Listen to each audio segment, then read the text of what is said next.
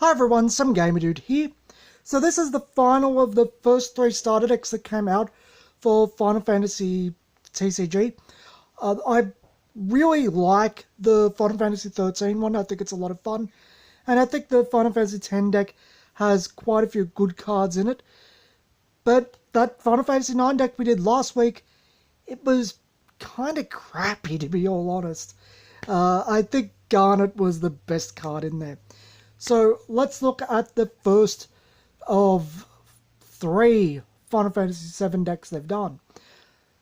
Not big on 7, to be honest. I buy the product, but not replaying it recently. I think I've said this before. The first disc is amazing. The end of the second disc is amazing. Sephiroth as a villain isn't completely overrated. He doesn't really have all that impact. It's mostly visual design. And the rest of Disc 2 and the entirety of the final battle really isn't that good. Sephiroth and, for honestly, Genova not talking really doesn't help things. It makes the Hojo fight at the end of Disc 2 feel like the real climax of the game. So I'll digress on that. I think I've mentioned it before. But, yep, this is it. This is white. I believe they've shifted the colours around a lot. They've actually shifted the colours on the logo. I can see the later ones here. So nothing much on the back. Same stuff. Just information where it's made and Square Enix support stuff. We'll try a different... I'll put the lights up to max, but... yeah, it's not getting any lighter. It's just the camera's not being very cooperative. So, let's open up. I'm not going to go through the paperwork because it is the exact same as the Final Fantasy IX stuff from last week and the original decks we did way back when.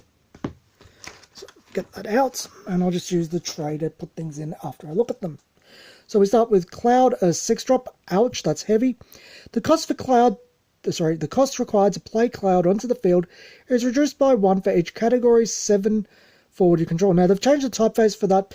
It's no longer in a bracket, it's now italicized. Let's put that aside so I'll stop tapping it. That's interesting that they've changed that. I think the new way looks nicer. Each time a forward you control attacks, it gains plus 1000 power until end of turn. And then Clem Hazard as a special. Also have to pay fire and 1 and tap Cloud, choose 1 forward, deal 8000 damage, which means that you can get a kill out of Cloud and then attack with them. And the effect of Cloud being reduced by 1 for each 7 you have, well, forward I should say, not category 7 character, which makes it a little bit harder. Yeah, it's not the hardest thing to get out. Final Fantasy VII Remake, this would have been from the... not the demo, the trailer they did way back when. 9000 power for 6 is alright. Wow, Cloud has a really pointy face. It's actually kind of off-putting. People don't look like that. So, 3 of those. Zangan, which is Tifa's martial arts trainer.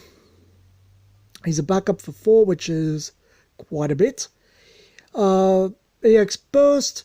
When Zangan enters the field, you may search for 1 card named Tifa, add it to your hand. The card named Tifa you control 4 or less gain haste, which is actually pretty good if you're going heavy into Tifa. I think she has some pretty good cards, so that makes this worth using. We get how many of those? A playset, so this deck was worth getting. It's a pretty good one. So 4 cost Tifa. She has 8000 power, water kick, special, and a fire to use it. So you can tap Zangan next turn. Choose 1 forward, dull it, and deal it 6000 damage. Ooh, the cards that do things to damaged forwards, and she dulls it to get out of the way. So you can do a few things. Actually, with First Strikers, 6000, you're probably going to kill it with a First Striker. That, Ninja we saw from set 2 that last week, actually really good with that. Ooh, making a Fire Tifa deck at this rate, we get 3 of that because it's started. Another starter card, Bahamut Fury. Summon for 2, which is pretty good. Choose 1 forward. You may discard 1 card from your hand. If you do so, deal it 7,000 damage. If not, deal it 5,000 damage. So it's a modular effect. You can basically make it cost 4 essentially and have it deal 7,000, or otherwise just make it cost 2 and deal it 5,000.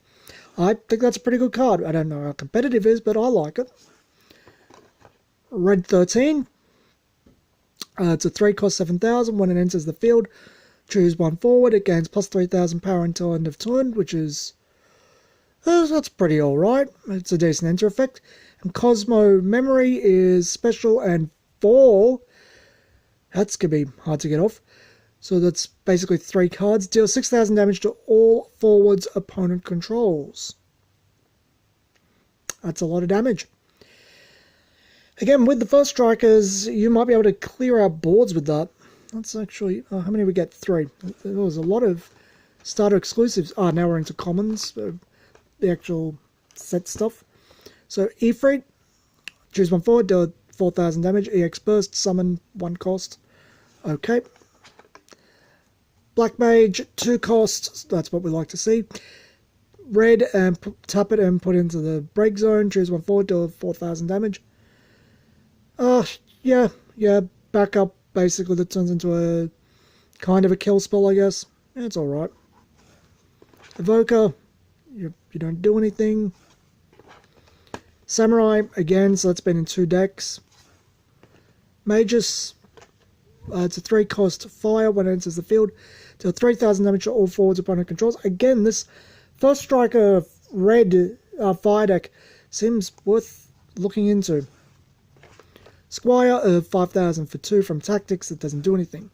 Okay, so here we go to the rest of the starter set cards. Vincent, 7,000 for 3. When Vincent attacks, Vincent gains first strike until end of turn. Hey, there's the first striker we've talked about wanting. When it attacks against first strike is interesting. Magic the Gathering's been experimenting with that. So it's not first strike defensively. But still, good card in my book. I like it. Wedge. It's a backup for 4. Has to be good for 4. When Wedge enters the field, you may search for 1 card named Biggs and add it to your hand. Depends on what Biggs does. We get 4 of those. Jesse, who honestly looks better in the actual game, for the Final Fantasy VII Remake. 3 cost with backup. When Jesse enters the field, you may search for 1 category 7 forward and add it to your hand. Not bad, not bad. So basically becomes a filter, which isn't bad. Barrett, 2 cost 6,000, grenade bomb special. Deal 2,000 damage to all of the forwards your opponent controls. Again, with the first strikers, that's actually pretty useful. Get into kill range. Biggs, so we'll know if that Biggs is worth searching. When a backup you control is put from the field into the break zone, deal 1,000 damage to all forwards your opponent controls. That's not too bad. With the cards that put themselves into the break zone, that's not terrible. It's not amazing, but it's not terrible. Dark Knight, 2 cost 3,000, and it gains plus 1,000 power for each point of damage you have. Which, so it's basically an altered version of Limit Break from Vanguard. Interesting card. I like it. I mean, it's not great, but I like it in concept. Black Belt, 4 cost 8,000 vanilla. Golem, 1 cost... Well, it's actually the picture going up there. It looked like dirt. 1 cost EX Burst, choose 1 forward. It gains plus 2,000 power until end of turn. If it is blocking, it gains plus 4,000 power until end of turn. So that's actually really nifty. Nice little combat trick. Like that. And Monk, it's a backup. Tap it and pay Earth. Put Monk into the break zone. Choose 1 forward. It gains plus 2,000 power until end of turn. So it's a nice little instant speed spell for later on to just get over something else. I like it. It's a nice get rid of backup. Yeah, so I think that deck's actually a lot better. Sorry, mate. So I think that deck is a lot better than the Final Fantasy IX deck by a considerable margin. There's a very precise strategy in there that seems functional. I think it looks like a lot of fun. Wonder what was going wrong with that Final Fantasy IX deck. It was not really doing much of anything. At least nothing I could pick out what it was trying to accomplish. Anyway, I think all three of the initial Final Fantasy TCG starter sets are definitely worth your time. And if it's the case overseas as it is here, they are worth next to nothing. So you can pick them up for, again, basically nothing. I recommend it, even if you're just going to play with the starter decks and have fun that way. I'd say go for it. This has been Some Gamer Dude, and thanks for watching.